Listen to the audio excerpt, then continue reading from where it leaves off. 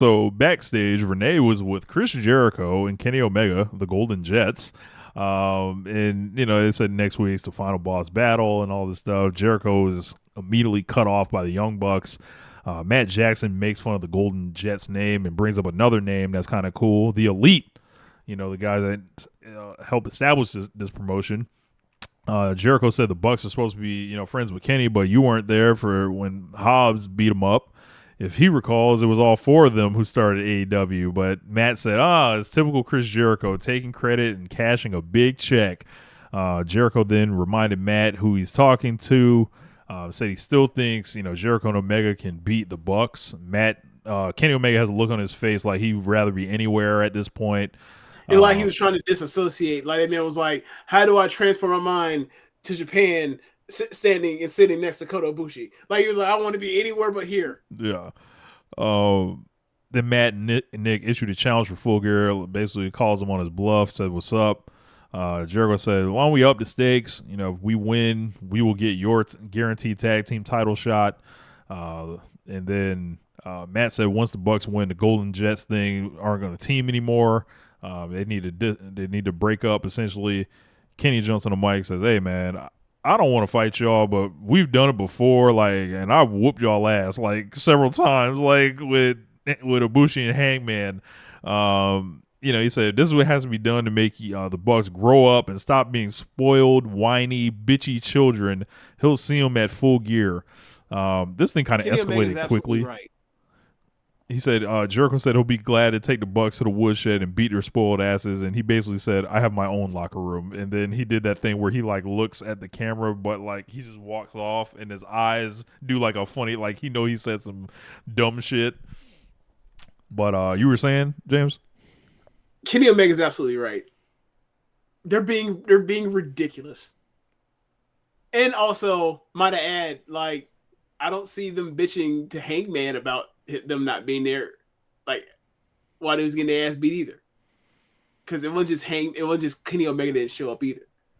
So yeah, and also it's think about it. It's think about the stakes that are on the line. A is a title, a shot at the tag team titles. The other is you can't be friends with this guy anymore. And it's like damn Kenny, I ain't know them niggas was your daddy. That's a damn I ain't know them niggas is your daddy ass stipulation, man. That's not what that is. That shit is so childish. I feel like we don't want you to be friends with anybody that we don't approve of. Bro. What? I'm gonna say something right now, and they came up with this because hear me out. Because the shit got moved. No, that's not where I'm going with it. That's what it feels like. Are the Young Bucks about to turn on Kenny Omega? Could be. Is Chris Jericho and the Young Bucks going to form a unit out of this thing? Chris Jericho and the Young Bucks? I'm just putting it out there. There's so much shit to go with Callis right now to be doing that. Wouldn't be the first time some just shit got inserted out of nowhere. Bucks feel like they're headed towards being heels, kind of. Jericho is he's in that gray area where he could do kind of anything right now. I kind of feel he needs something new. I kind of feel like Jericho, because he got wronged by Guevara, is you're in a thing where him and Kenny are both fighting Callis. Yeah, I feel like that's still the main story. If Jericho is pulled from that, then who else is Kenny Omega gonna fight with? Yeah, unless it's Kota Ibushi. Got a lot of niggas over there. Yeah.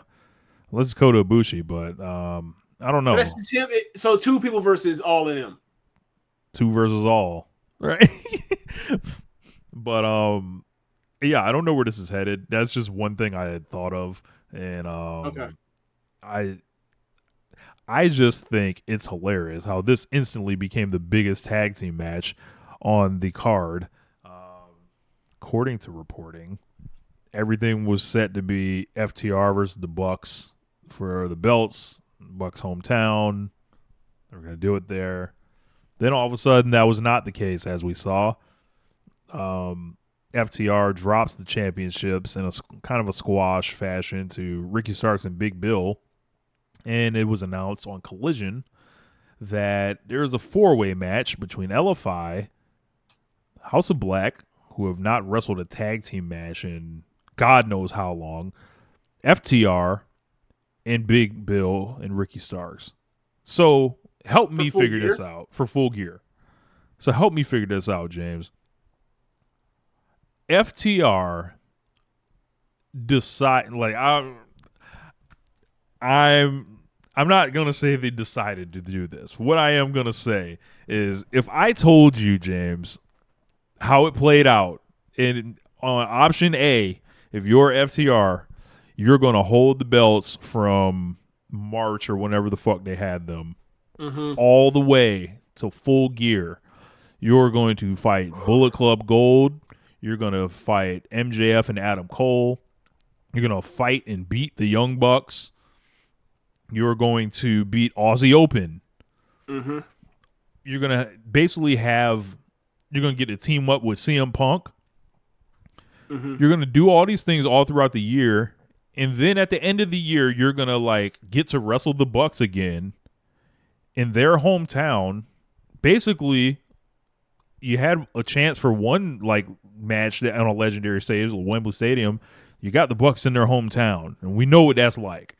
So, and then the other door, instead, you a month before that scheduled possible match, how about you drop the championships in a squash to Ricky Starks and Big Bill, and then you get your rematch in a 4-way that everyone's gonna forget as soon as it happens, and then you're in the lesser match at Full Gear.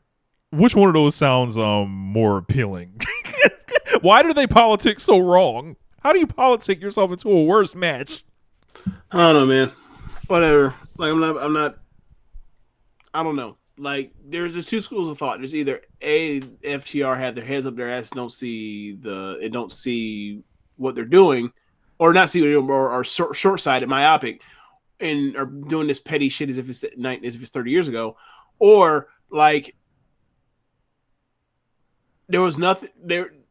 Like Tony Khan had nothing for Jericho and Omega, and called it audible. Like those are the only two things that make any sense for how this turned out this way. Right. The only two reasonable paths. And I don't really believe that part about or the other thing I laid out. I'm just saying it's a possibility that could be it. Because it ain't that hard to build something for Kenny Omega and Chris Jericho. They're two of the four biggest acts in the company, or five biggest acts in the company, whatever you want to call it. So, CM Punk's gone 4. So yeah, I don't know what the fuck FTR is doing. I don't know. Like, I don't know how you pass up on the opportunity to put someone over in their hometown when the next time we're in your hometown, possibly. Like that's the FTR Bucks feud, right?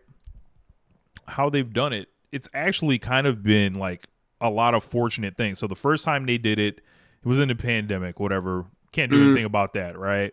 Second time it comes like kind of on a short notice, roles are flipped. That's interesting or whatever. Yep.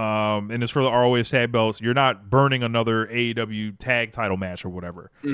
3 happens at All In. So it's like a historic kind of thing itself. It's at All In. 4, this would be the perfect opportunity. One of their hometowns, so it can still be hot. And then you immediately get a 5th match there the next time you're in your hometown. How did they not see this? I don't know, man. You know, I never want to hear about the marks this, the marks that, the marks this, the marks are in the dressing room. I mean, I never want to hear it again. That's been the case for some years now in AEW. That's why people lose their minds about one of their interim title reigns to be marked as official. Unbelievable. And bitch and moan about it all throughout the time they're holding the interim champion, when all it is a plot device to get you to a big money match. When the injured person comes back, that's all it is. If they didn't name it that, it'd be the same thing. So now, instead of fighting for championships, we're fighting for number 1 contender spots on pay-per-view and shit out of thin air. Well, that's what happens when you move to having 8 pay-per-views in a year instead of 4 or 5. Like, When What are you we do doing, more man? pay-per-views, things matter less. Or as far as, in kayfabe. Yeah, like this was a choice. How do you drop? How do you want to drop your championships in like weak looking fashion, like out of nowhere with no build Oh, up at all? so that you can win them back in the forum, and then after you win, you have the Young Bucks come out and say, "Hey, our title shot that we have it now. Then we'll do it in December at that pay-per-view." That's what they're gonna do probably. But it's stupid not to just do the match in here. Right, we're gonna do it at this pay per view that has never fucking existed all the way What in what New what time is York. that? What It's time in is that? fucking Long Island, New York. Maybe they think they need that. Maybe they think they need that to help draw. I don't know. Those tickets are actually they're doing well or whatever. Like At the time when they announced it, were they? I'm not sure on that, but No, I don't mean like that the actual show. I mean like AEW is selling tickets in general. Full They were gear. kind of cold. I mean, Full Gear was actually doing well, but I don't know how the World's End show was Gotcha. doing then. Gotcha. But and there's also part like FTR could also still be in the thing of like final battle last year with Briscoes. Briscoes. We want to have a year end pay per view blow off thing with the Bucks. Who knows? Who knows what's going through their minds? All I think is like they're doing this backwards. Or not backwards. They're doing this. They're timing this up wrong, and it's like you lose some steam when you have the title reigns go off of them after having the title for so long. Just to put on some irrelevant title reign and then get them right back. Like I pray that it's not something as dumb as FTR wants to be the first 3-time champions before the Bucks do it. I pray it's not something that stupid. That would be very dumb. That would be very dumb. Like all time. You are a mark. Like who are the other two teams in the in that 4-way? LFI, which is I believe is going to be Roosh and Dralistico. Oh, Dralistico, not Press Fans. Okay. And what was the other team? And it was Malachi Black and Brody King. Okay. So Kings of the Black Throne. Yeah. Okay. So